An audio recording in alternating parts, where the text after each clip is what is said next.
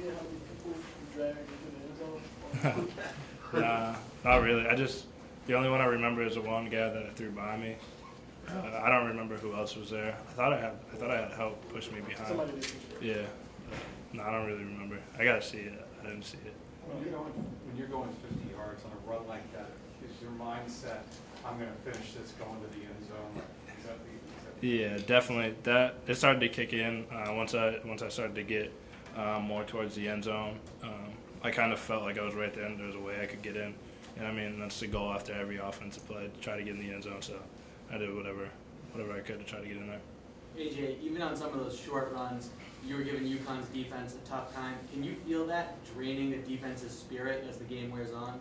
I mean, I've always been told, even like from high school, like just playing running back, over time you start to wear down defenses, and that's just, no matter who you are, no matter what defense you're playing, that's going to happen. And one thing I try to work on a lot coming into bigger games like this is just not getting discouraged when you get a 3-yard, maybe negative yard carry, because as long as you keep establishing that you're there, that you're trying to fight, eventually things are going to start to open up. You just have to take advantage of the opportunities that are presented. And secondly, when you're facing a defense that stacks the box against you, does it change your approach at all?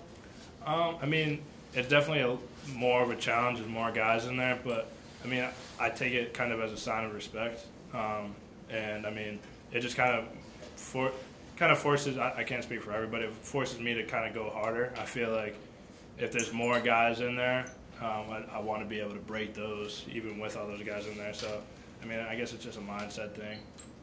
Even in the first quarter, did you sense that these runs were coming because they were playing pretty strong for a while? Yeah, there was some runs, and I was like, man, like I just got to keep going, But that's been instilled in me for a very long time. So that's just kind of like just keep going, and things are going to start to open up. So I just kind of kept the faith, kept my coaching in the back of my mind, just kept staying focused, kept trying to do my job as efficiently as I could.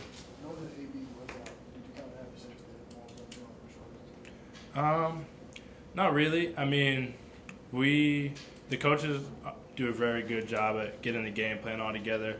And I mentioned last week, like there was no drop off in trust when Darius was called upon, or even EJ played today.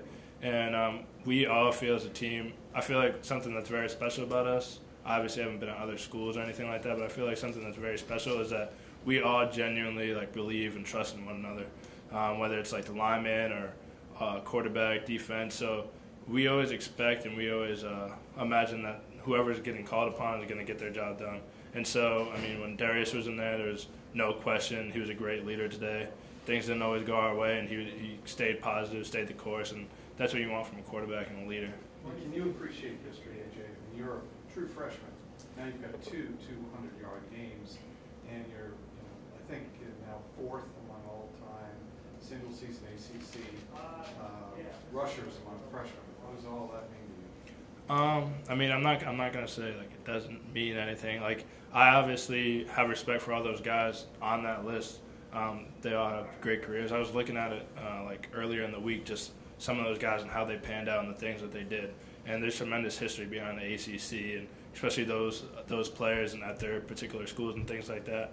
I wouldn't say like I don't really have a goal like in my mind to try to. That's not the mindset that I have going into each game. I just try to help out the team however I can. But I mean, it is a good feeling to know that the work that I've been putting in, the work that the team's been putting in, the offensive line, everybody's all coming together and it's coming out with positive reward. And that's what you really want. You always want to see something come from all the work that you put in.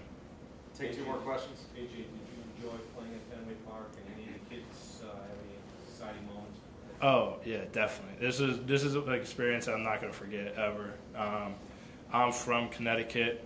Grew up in Connecticut, so I'm a Yankees fan. Sorry, but I've seen a lot of Red Sox games. I've been at Fenway Park to watch games before and things like that. And I was actually at the Notre Dame game 2 years ago, and I was sitting there like, wow, it must be amazing being on that field.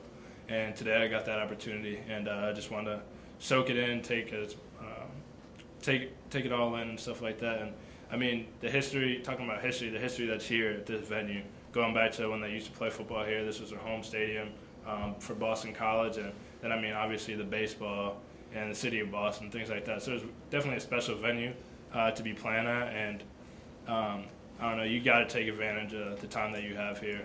Did you picture yourself on this field 2 years ago that you could be here one day? Yeah, I did think about it. I was hoping my friend Eddie, he plays on the team, number 57, and we were chatting it up because he came to that game with me after one of our high school games, and we were just talking about like, wow, like we really like imagine being on that field, and that's something coming into this week. I remembered being back in those stands watching that game and just like, I don't know, just kind of imagining myself run through tackles or go score, and I mean it was an amazing opportunity. It's been 12 years since someone ran for 200 yards against UConn.